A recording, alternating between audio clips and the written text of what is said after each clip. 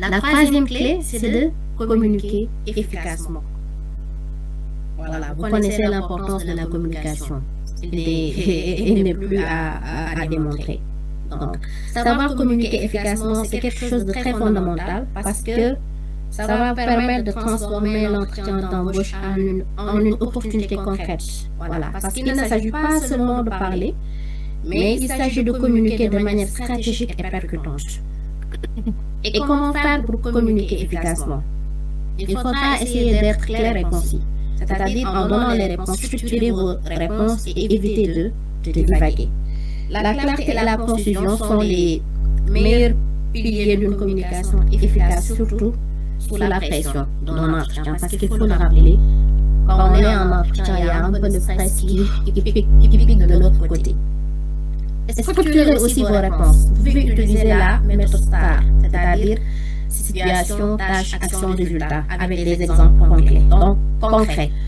Donc, la méthode STAR, c'est un peu une technique qui vous permet de faire part de vos expériences.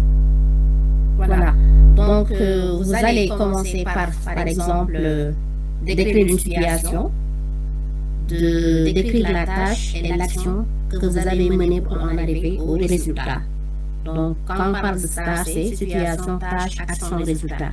Donc, on peut donner par la suite, après, un exemple concret de situation STAR au moment de l'entretien.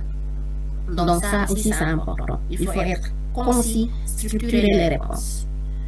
Le deuxième point, c'est d'utiliser un langage adapté. Voilà, utiliser un vocabulaire simple, professionnel. C'est-à-dire que votre vocabulaire va être un atout, mais pas un obstacle. L'autre chose, c'est aussi d'éviter d'utiliser le jargon expressif ou bien trop familier, ou bien des expressions trop familières, puisque voilà, en tant que jeune, on a l'habitude vraiment d'utiliser des expressions qu'il ne faudrait pas dans le milieu professionnel. Donc, ce qu'il faudra faire, c'est d'essayer d'utiliser un langage professionnel et compréhensible, surtout par tous. L'autre point, c'est savoir écouter. C'est-à-dire accorder toute votre attention aux recruteurs pour répondre efficacement aux questions. Voilà. L'écoute, c'est une composante essentielle de la communication. Et un bon communicateur est aussi un bon auditeur. Voilà. Écoutez attentivement les questions du recruteur. Ne soyez pas pressé de répondre. Prenez, s'il le faut, un temps pour rédiger la question. Identifiez réellement ce que le recruteur cherche à savoir. Voilà. Et n'hésitez pas à demander des précisions si c'est nécessaire pour vous assurer de bien comprendre la question. Voilà. Il est bien mieux de donner une explication que de donner une réponse hors sujet. Et cela montre un peu que vous êtes quelqu'un de réfléchi et que vous voulez apporter la meilleure réponse possible. L'autre point, c'est de mettre en avant vos qualités. C'est-à-dire qu'il faudra essayer d'illustrer vos qualités avec des exemples concrets et des réalisations mesurables. Parce que la plupart du temps, surtout quand on nous pose la question, quelles sont vos qualités, on a l'habitude de dire, voilà, je suis quelqu'un de tolérant, je suis quelqu'un de proactif, mais comment dans une situation concrète, on peut vraiment voir que vous êtes quelqu'un de tolérant ou bien de proactif. Donc, il va falloir illustrer vos qualités avec des exemples concrets, en tirant vraiment de vos expériences, des situations où vous avez eu à utiliser ce soft skills-là. C'est extrêmement important.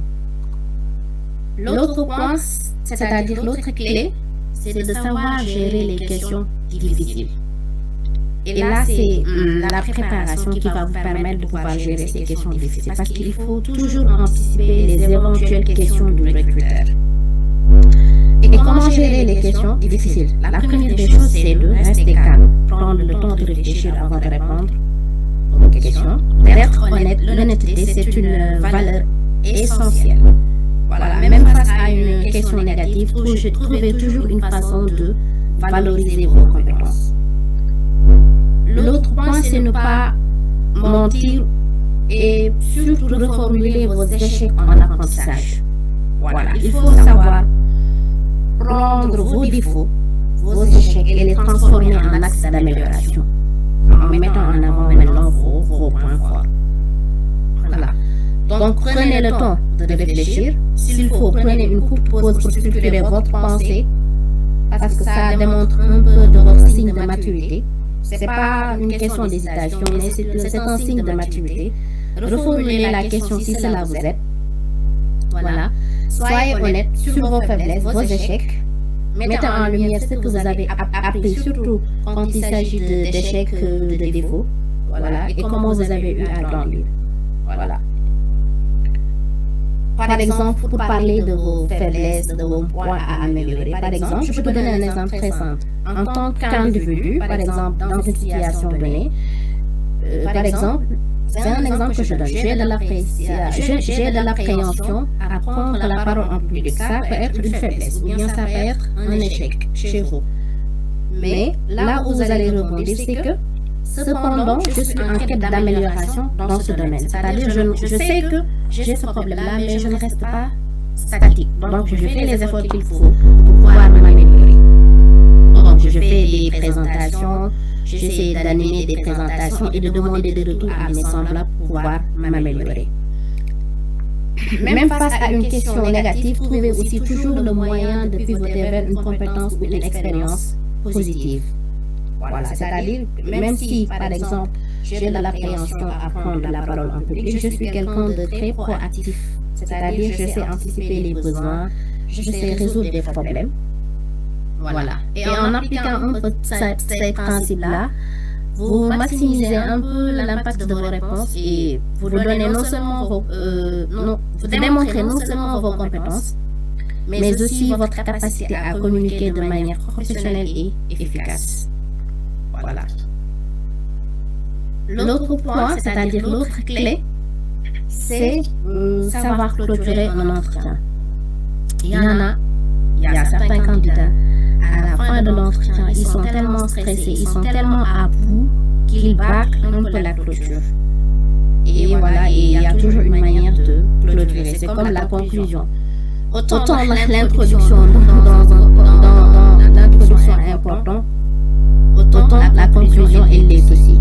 Donc il est crucial de bien clôturer un entretien d'embauche. Voilà. Les derniers instants peuvent toujours laisser une impression durable au recruteur et renforcer votre candidature. Donc, voilà. Et qu'est-ce qu'il faut pour bien clôturer un entretien?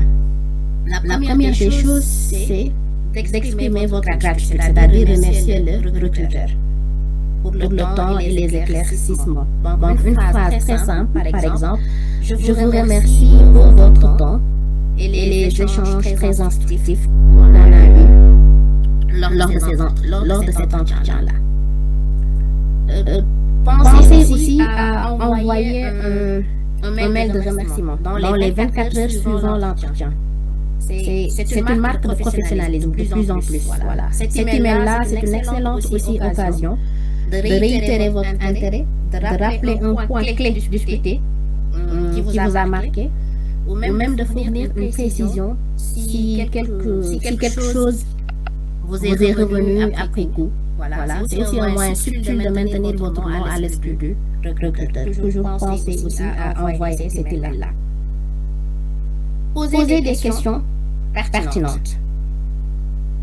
Parce que cela démontre un peu de votre intérêt pour le poste. Donc si vous n'avez pas eu le temps de répondre à toutes les questions, ou bien si vous n'avez pas eu toutes vos réponses, ou si de nouvelles interrogations surgissent, c'est le moment vraiment, au moment de la clôture, d'intervenir. Voilà, c'est un peu l'instant parfait pour poser vos dernières questions. Cela montre votre réflexion, votre intérêt profond et votre désir surtout de comprendre les dynamiques de l'entreprise. Voilà. Vous pouvez vous concentrer sur les prochaines étapes du processus de recrutement. Par exemple, à la fin de l'entretien, vous pouvez poser au recruteur maintenant quelles sont les prochaines étapes et sous quel délai puis-je espérer avoir un retour de votre part. C'est une question que l'on peut poser au recruteur. Voilà. Ou bien poser des questions sur des aspects plus approfondis de la culture de l'entreprise ou bien même de l'équipe. Voilà. Comment décririez-vous le style de management au sein de l'entreprise, au sein de votre équipe? Par exemple, quels sont les grands défis que l'équipe devra relever dans les 6 prochains mois? Donc, ce sont des questions qui prouvent véritablement que vous vous projetez déjà dans le poste. Voilà.